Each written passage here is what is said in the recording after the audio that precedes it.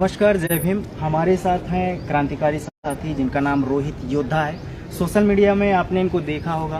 भारत मुक्ति मोर्चा बहुजन क्रांति मोर्चा के द्वारा नागपुर हेडक्वार्टर घेरने का जो एक बड़ा मुहिम छेड़ा गया था, उसमें भी इन्होंने बढ़ चढ़कर हिस्सा लिया था। तो सर, कैसा रहा था प्रोग्राम पूरा वहाँ का? वो जो 6 अक्टूबर का जो प्रोग्राम था उसके बारे में न्यूज चैनल ने दिखाया नहीं। इसी से ही पता चलता है कि मोहन भागवत ने गोदी मीडिया पर कितना प्रेशर डाला होगा।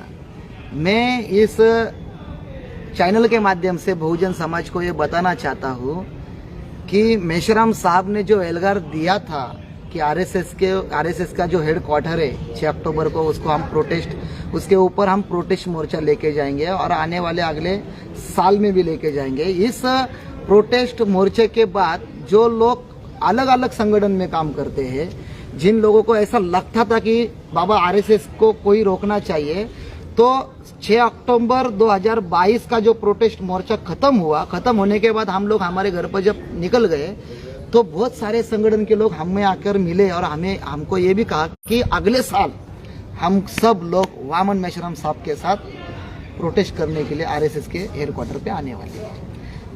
जी, आज बामसेब का 39वां राष्ट्रीय अधिवेशन चल रहा है। आज से भारत मुक्ति मोर्चा का अधिवेशन शुरू हो गया है। आप महाराष्ट्र से हैं और आज उत्तर प्रदेश में आए हुए हैं। तो भारत मुक्ति मोर्चा और बामसेब के द्वारा जो देश भर में एक बड़ी क्रांति छेड़ी गई है, उससे कहीं न कहीं समाज में एक बड़ा प्रभाव पड़ रहा है। क्या लगता है आने वाले समय में समाज को सही दिशा और दशा देने के लिए और जिस चीज के लिए हम लड़ाई लड़ रहे हैं, क्या प्रभाव पड़ने वाला है इस संगठन के द्वारा?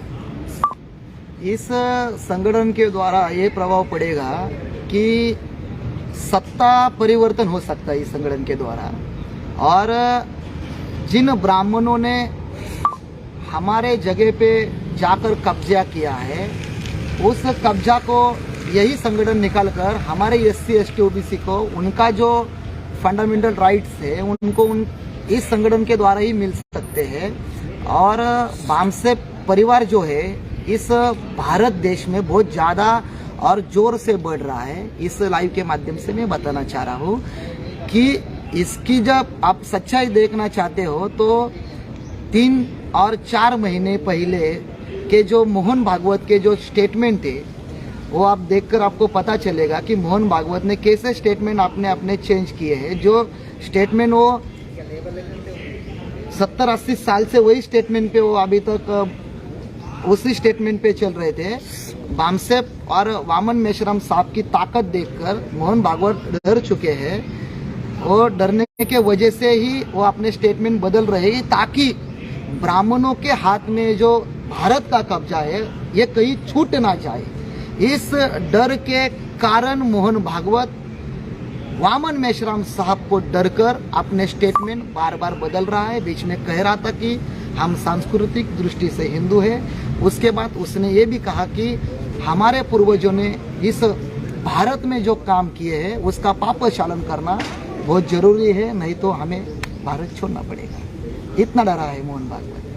सोशल मीडिया पे आपके कई वीडियो वायरल हो रहे हैं जिसमें आप मोहन भागवत को खुली चेतावनी देने का काम कर रहे हैं। क्या माजरा है पूरा?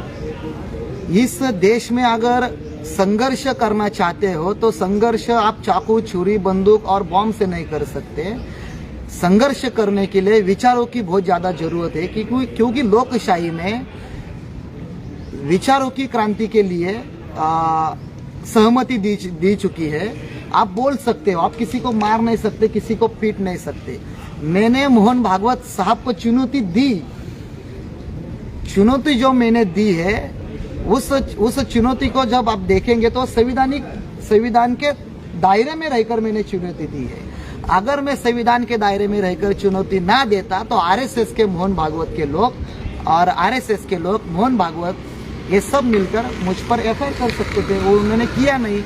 वो क्यों नहीं कर सकते और दूसरे के ऊपर कैसे करते हैं कि मैं जो बंदा हूँ, मैं किसी ऐरे गहरे तालीम में पला बड़ा नहीं हूँ। मैं वामन मेश्राम साहब के तालीम में पला बड़ा हूँ और मेरा उस्ताद पूना का सचिन बंसोड़े है। आप युवा हैं और देश को युवा ही बदल सकता है। आप जो हमारे ओबीसी एससी एसटी माइनॉरिटी के युवा वर्ग के लोग हैं, उनको आप चैनल के माध्यम से क्या संदेश देना चाहते हैं? मैं इस चैनल के माध्यम से SC ST OBC के जो युवा है उनको मैं बहुत महत्वपूर्ण ये बात बताना चाहता हूँ कि सारे युवा भविष्य बनाने के लिए अपना वर्तमान खो रहे हैं। भविष्य बनाने के लिए वर्तमान खो रहे हैं। अगर वर्तमान ही नहीं रहा तो भविष्य बनना बहुत मुश्किल है।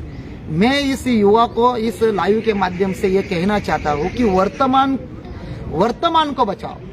वर्तमान को बचाने के लिए आपको लकड़ी, चाकू, छुरी लेकर रास्ते पे उतरने की जरूरत नहीं है। रास्ते पे उतरने के बाद आप बसेस फोड़ते हो, कुछ दंगे फसाद करते हो, फोड़ने की जरूरत नहीं है। बस एक ही काम करना है आपको, बामसेप के जो लोग हैं उनसे जुड़ना है। अगर आप उनसे जुड़ोगे, आप जो अभी नौजवान हो, आपके 1 साल 2 साल 3 साल नहीं तो 5 साल के बाद आपकी शादी होने वाली है, और आपकी शादी होने के बाद आपको बच्चे भी पैदा होने वाले हैं। तो आप अपने वर्तमान में अपने बच्चों का भविष्य खो रहे हैं। अगर बाबा साहब ने जो कहा है कि ये जो मैंने जो रथ, संविधान का जो रथ यहाँ तक लाया है, इस रथ को आगे लेकर जाने के लिए नौजवानों को अपनी जान की बाजी लगानी पड़ेगी। बस इसी संदेश को आप ध्यान में रखकर आप बामसेप से जुड़े, बामसेप संगठन से जुड़कर रहिए। आपका वर्तमान भी बच जाएगा और आपका भविष्य बन ही जाएगा। हमारे साथ थे महाराष्ट्र के क्रांतिकारी साथी रोहित योद्धा। बामसेप के माध्यम से आज ओबीसी वर्ग, युवा वर्ग बड़े पैमाने पर जुड़ने का काम कर रहा है। समाज में क्रांति अगर करनी है तो हमें बड़े पैमाने पर जन जागृति करना होगा और बड़े पैमाने पर लोगों को संगठन शक्ति के माध्यम से एक आंदोलन छेड़ना होगा। बने रहिए बहुजन प्लैनेट के साथ।